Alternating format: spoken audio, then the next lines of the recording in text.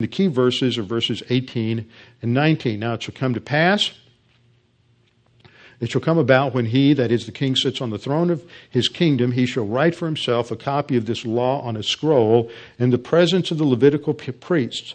It shall be with him, and he shall read it all the days of his life, that he may learn to fear the Lord his God. The king is under a higher authority. The king is not, it's not this divine right idea that you had developing in Europe in the 1500s and early 1600s.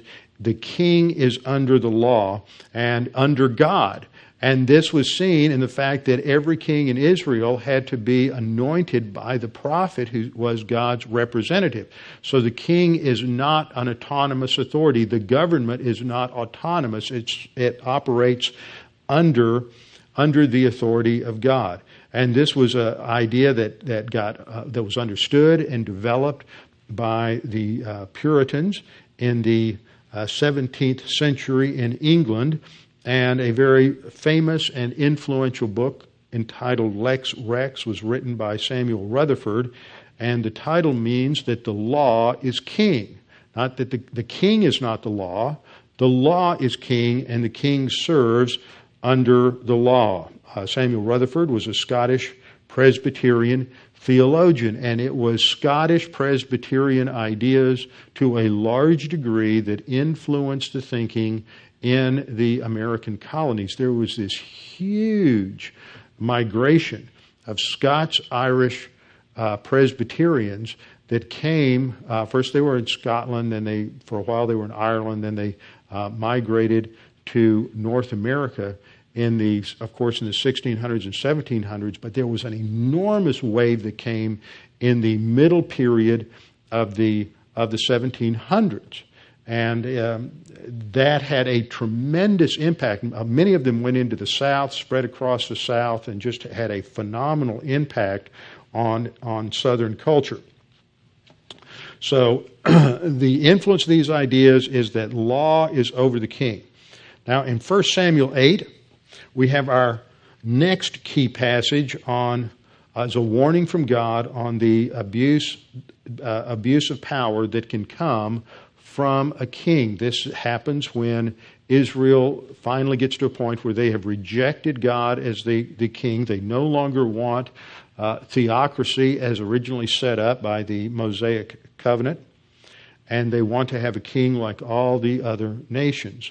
So Samuel took it personally, went to God. God said, don't take it personally. They're not rejecting you, they're rejecting me.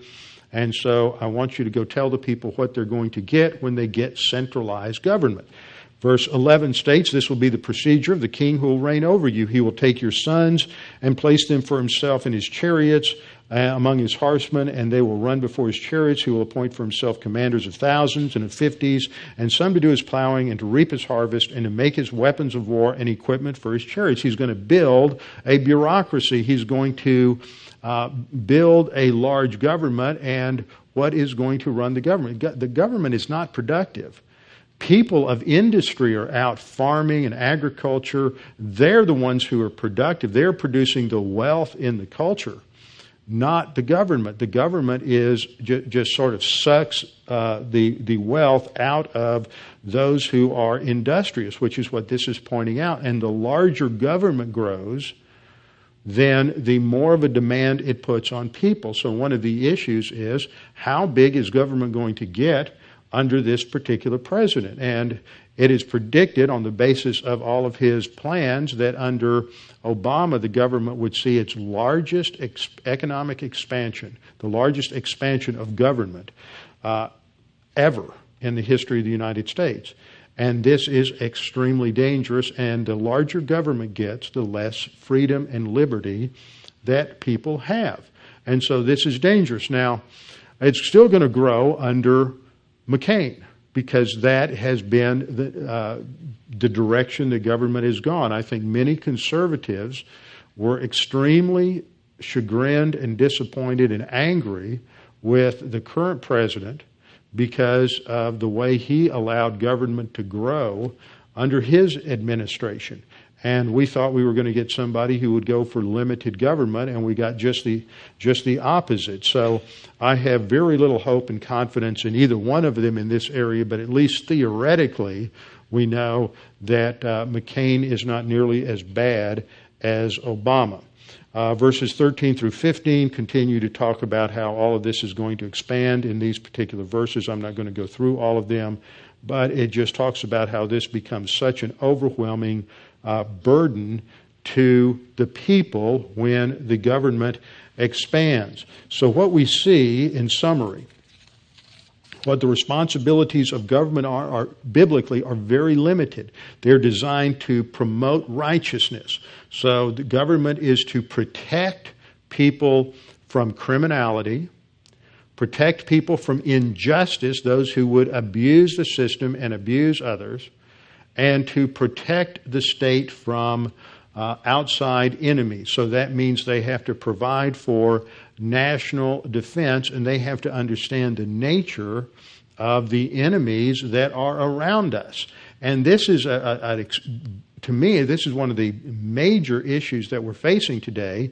We have the rise that we've seen over the past 30 years of radical fundamentalist Islam, and that this, I believe, is inherent to the teachings of the Quran. And it's not something that's inconsistent with the Quran. Violence to promote Christianity is inconsistent with the Bible, so people can't go to the Crusades and say, well, see, you have Christians who get violent as well. That is an aberration. And yet we have a sitting president today who believes that Islam is a peaceful religion. And Obama, the danger with him is all of his Muslim relatives. That puts a pressure on an individual that when you have had some exposure in his youth to Islam, to moderate Islam, and you have extended family that are Islamic, that puts a pressure on you to be less objective in an environment where we don't have government officials who are objective to begin with. Islam is the enemy. This is a religious war because they have made it a religious war. It doesn't have anything to do with the motivation of the West. It has been a religious war since Muhammad founded Islam, and you had the initial attempt to invade Europe back in the 8th century in the defeat at the Battle of Poitiers under Charles the Hammer, and then you have the later victory when the Muslim hordes were stopped outside the gates of Vienna in the 16th century. But they continue to push, and every time they get money and financing, they continue to try to dominate the West. I don't think they ever will.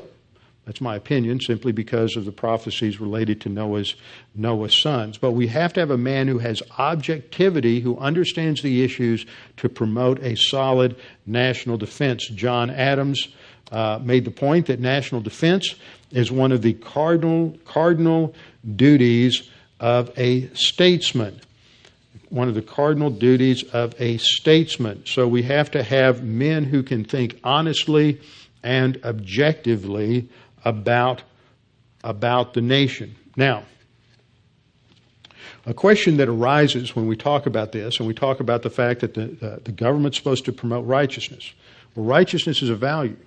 Well, where are you going to get that value? Are you going to get it from the Bible? You're going to have an Islamic value of righteousness. You're going to have a secular humanist value of righteousness. Where are you going to go to get your value of righteousness? And in the founding fathers' thinking, in the nation as it existed at that time, we had a homogeneous society that was for the most part theistic in their worldview and had a strong Christian background. And we don't have that anymore. And so that raises the whole question of what is the role of Christianity in the state. And I want to look at this initially from just a minute about its impact in the early years in the late 1700s. And at that time, the vast majority of Americans living in the early United States were Christian in a broad sense, even if they did not believe in a Trinity as Jefferson did not. He was not Trinitarian. He was Unitarian. He was not a deist. He was a Unitarian, but Unitarians at that time believed the Bible was still God's Word and believed that there was truth in the Bible.